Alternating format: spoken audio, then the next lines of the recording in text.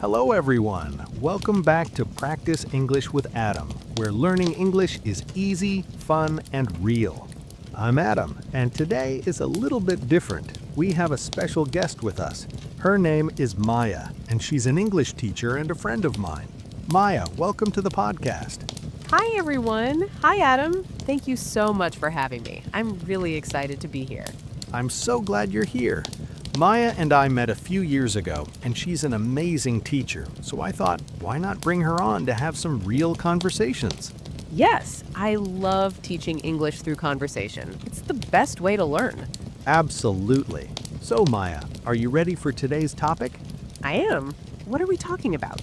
Today, we're talking about something that can be really uncomfortable. Oh no, what is it? Apologizing. Oh yes, that is uncomfortable. Right? Saying I'm sorry can be so hard sometimes. Especially when you really messed up. Exactly. So today, we're going to teach you how to apologize in English the right way. Not just saying sorry, but actually making someone feel heard. Perfect. And before we start, everyone please subscribe to Practice English with Adam. Yes, and hit that like button if you've ever struggled with apologies. It really helps us continue making these episodes for you. All right, Adam, let's talk about apologies. So, Adam, can I ask you a question? Of course. Do you find it easy to apologize? Not always, especially if I feel defensive. Defensive means you want to protect yourself, explain why you did something. Yes, I'm sorry, but you also... Oh, the classic sorry, but. That's not really an apology, is it? No, it's not, because a real apology takes responsibility. Responsibility means you accept that you did something wrong. You don't blame someone else. Right. So, I'm sorry, but you made me angry is not taking responsibility. Because you're blaming the other person. Exactly. A better apology is, I'm sorry I got angry. That wasn't fair to you. Ooh, that's so much better. See the difference? You're owning your behavior. Not making excuses. Exactly. And that's the first big lesson. A good apology takes responsibility.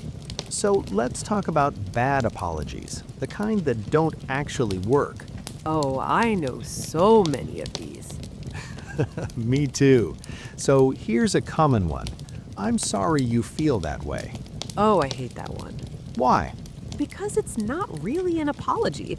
It's like saying your feelings are the problem, not my actions. Exactly. You're not apologizing for what you did. You're apologizing for how they reacted. That's so frustrating. It is, because it makes the other person feel like you don't care. So what should you say instead? Instead of, I'm sorry you feel that way, say, I'm sorry I hurt you. That wasn't my intention. Oh, that's completely different. Yes, because now you're acknowledging what you did, not blaming their feelings. I love that. Acknowledging means recognizing something, admitting it's true. Exactly. So when you apologize, acknowledge your action first. Not the other person's reaction. Right. Say what you did wrong, then express regret. That makes sense. Okay, here's another mistake. Saying sorry for everything. Oh yes, over-apologizing. I do this all the time. Really? Yes, like someone bumps into me and I say sorry. That's so common, especially for women. I know. Why do we do that? I think it's cultural. In some cultures, being polite means apologizing a lot. But in English, if you apologize too much, people think you're not confident. Exactly. It can make you seem weak or unsure. So when should you not apologize? Good question. Don't apologize for things that aren't your fault. Like if someone bumps into you. Right. Or if you're asking a question, don't say, sorry, can I ask something? Oh, I do that too. Just say, can I ask something? You don't need to apologize for asking. That's hard to remember. I know, but here's a tip. Before you say sorry, ask yourself, did I actually do something wrong? And if the answer is no, Don't apologize. That's good advice. Because when you apologize for everything, your apologies lose power. Lose power means they become meaningless, less effective. Exactly. So save your apologies when they really matter. Okay, so we know we shouldn't over-apologize, but when we do need to apologize, what words can we use? Great question. So, I'm sorry is the most common, but there are other ways. Like what? For small mistakes, you can say, my bad. My bad. That's very casual, right? Yes, it's informal. You'd use it with friends. Like if you accidentally spill someone's drink, you say, oh, my bad. Exactly. You wouldn't say that to your boss, though. No, that would be too casual. Right. With your boss, you'd say, I apologize. I apologize. That sounds more formal. It is. It's more serious, more professional. So, what's the difference between I'm sorry and I apologize? I'm sorry is more emotional. It shows you feel bad. And I apologize is more formal, more polite. Exactly.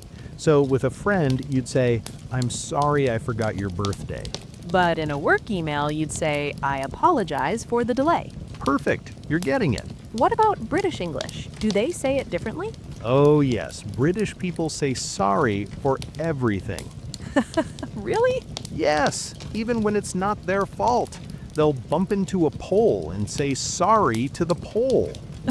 That's so funny. It's just very polite, but in American English, we use sorry less often. Interesting. So it's a cultural thing. Exactly. Okay, Maya, I have to tell you a story. Oh, I love stories. Go ahead. So, a few years ago, I was working on a project with a team, and I made a mistake. A big one. Oh no, what happened? I forgot to send an important file to my manager, and because of that, we missed a deadline. That's stressful. It was, and I knew I had to apologize. So what did you do? Well, at first, I wanted to make excuses. I wanted to say, I'm sorry, but I was so busy. The classic sorry but. Exactly. But then I remembered what we just talked about. Don't make excuses. So what did you say instead? I went to my manager's office and said, I apologize. I forgot to send the file, and that's completely my fault. I should have been more organized. Wow, that's a good apology. It was hard to say, but you know what? My manager appreciated it. Really? Yes. He said, thank you for being honest. Let's figure out how to fix this. So taking responsibility actually helped. Exactly, because when you own your mistake, people respect you more. But what if you want to explain what happened without making an excuse? Good question. You can explain after you apologize. So you say, I'm sorry first. Yes, apologize first, then explain. Don't do it the other way around. So like, I'm sorry I forgot to send the file. I've been overwhelmed this week, but that's not an excuse. I'll make sure it doesn't happen again. Perfect. See, you're explaining, but you're still taking responsibility. And you're showing you'll do better next time. Exactly. That's what makes an apology sincere. Sincere means genuine, honest, real, not fake. Right. People can tell when an apology is sincere. Okay, so we've talked about the words to use, but what about body language? Oh, that's so important. Really? Yes, because how you apologize is just as important as what you say. So what should your body language be like? First, make eye contact. Eye contact shows you're being honest. Exactly. If you're looking at the floor or away, it seems like you don't care. What else? Keep your arms open, not crossed. Crossed arms can seem defensive. Right, like you're protecting yourself instead of being open. And your tone of voice? Calm and sincere. Don't sound angry or sarcastic. Oh, I'm so sorry. Exactly. That doesn't sound sincere at all. No, it sounds like you don't mean it. So speak slowly, clearly, and with emotion. Show that you care. Yes, and one more thing. If it's a serious apology, do it in person. Not over text? Definitely not over text. Text apologies can seem lazy. What about a phone call? A phone call is better than text, but in person is best. Because they can see your face and hear your voice. Exactly. It shows you're making an effort. All right, here's another mistake. apologizing when you don't mean it. Oh, that's the worst. It is, because people can tell. How? Your tone, your body language, your words, everything gives it away. So, what does an insincere apology sound like? Sorry, just one word, flat tone. Sorry. Yes, exactly. That doesn't sound like you care at all. So, what makes an apology sincere? You need to be specific. Specific means detailed, not general. Right. Don't just say, I'm sorry. Say what you're sorry for. Like, I'm sorry I said that rude thing. It hurt your feelings, and I regret it. Perfect. Now that sounds sincere. Because you're naming exactly what you did wrong. Exactly. And here's another thing. Offer to fix it. What do you mean? Say what you'll do differently next time. Oh, like, I'm sorry I was late. Next time I'll leave earlier so this doesn't happen again. Yes, that shows you're taking action, not just saying words. I like that. Actions speak louder than words. Exactly. Okay, last mistake, using the wrong type of apology. Yes, different situations need different apologies. Can you give examples? Sure, let's say you bump into a stranger on the street. Okay, You can just say, oh, sorry, or excuse me. that's quick and simple. Right, but if you hurt a close friend's feelings, you need more than that. You need a real conversation.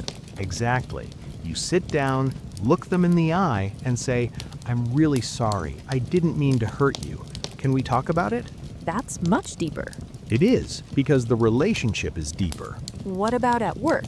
At work, be professional.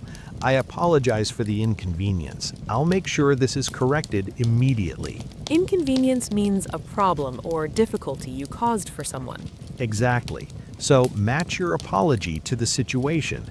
Casual with strangers, professional at work, deep with close friends. Perfect. You've got it. Okay, let's do a quick pronunciation tip. Good idea. So the word apologize can be tricky. It's a long word, 4 syllables. Right. Apologize. The stress is on the second syllable, apologize. Not apologize. That's wrong. And not apologize either. Right, it's apologize. Let's practice together. Everyone say it with us. Apologize. Great, and remember, it's a verb. I apologize. The noun is apology. That's apology. Same stress, apology. Perfect. Okay, let's keep going. All right, everyone, before we finish, we want to ask you for something. If this episode helped you understand apologies better, please subscribe to Practice English with Adam. And hit the like button. It really helps other learners find us. And share this episode with a friend who's learning English. We want to help as many people as possible. Also, leave us a comment. We love hearing from you. Yes, and we have a question for you today. So here's our question. Do you think you apologize too much, too little, or just the right amount? Ooh, that's a good one. Right? Some people, like Maya, apologize for everything. Hey, it's true though. And some people never apologize even when they should. So tell us in the comments, are you an over-apologizer or an under-apologizer? And if you want, share a time when you had to make a difficult apology. How did it go? We'd love to hear your stories. All right, everyone. Thank you so much for listening today. We hope this episode helps you apologize with confidence and sincerity. Remember, a good apology takes responsibility, is specific, and shows you care. And don't apologize for things that aren't your fault. Yes, especially you, Maya. I'm working on it. All right, we'll see you in the next episode. Take care. Bye, everyone. Bye.